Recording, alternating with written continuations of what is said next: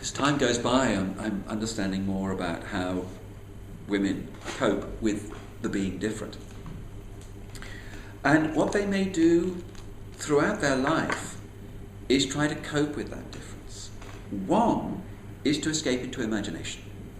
And so that person may not be valued and accepted by others, but they escape into reading fiction.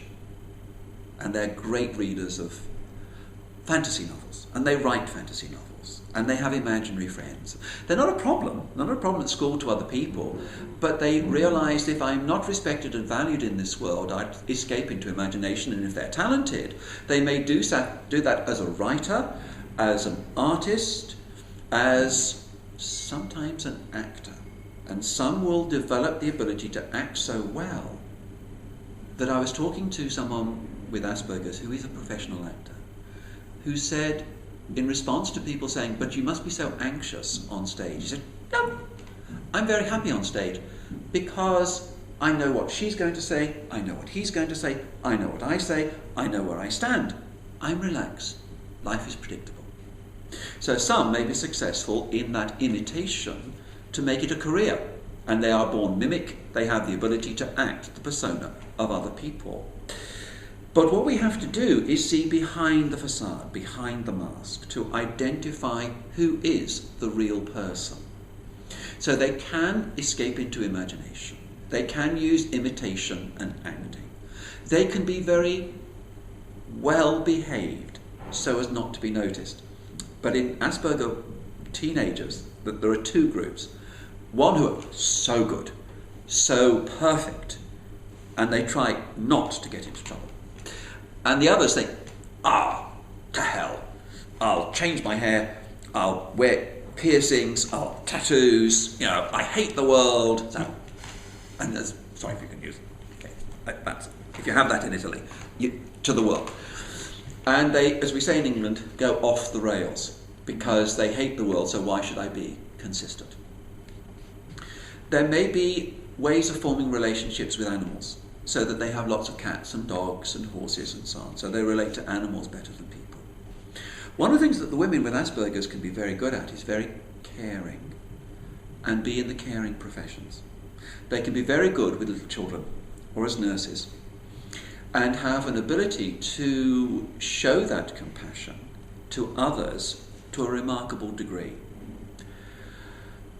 In other areas, the women, I find, are unfortunately vulnerable to relationship predators.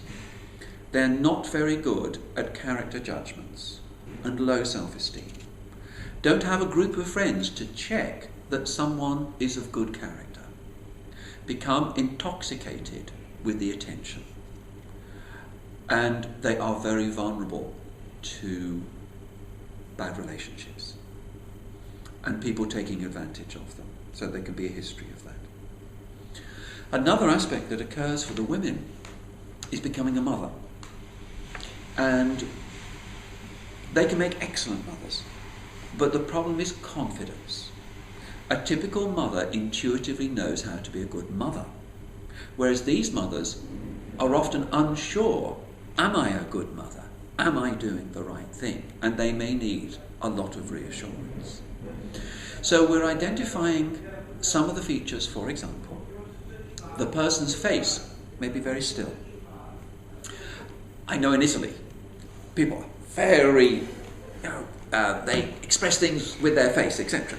But sometimes the girls and women are very still and very flat when they should be expressing emotion. Or they take a second or two to reply because they're thinking. Because normally the response, the rapport, the being in tune with the body language straight away, here it's, oh yeah. And there's a fraction of a second delay as they think, what am I supposed to say or do? And so it's very hard at this stage to define precisely what it is. But as a clinician, and this sounds unprofessional, it's a feeling. Because over the years, I've developed a schema, an internal conceptualization of hundreds, if not several thousand women with Asperger's and how they fit into the variety that I've seen. And there are many different ways. And some of the women I have found have taken an interest in psychology. And I hope that one day they will develop a psychotherapy by Asperger's, for Asperger's, conducted by Asperger's, because they understand it.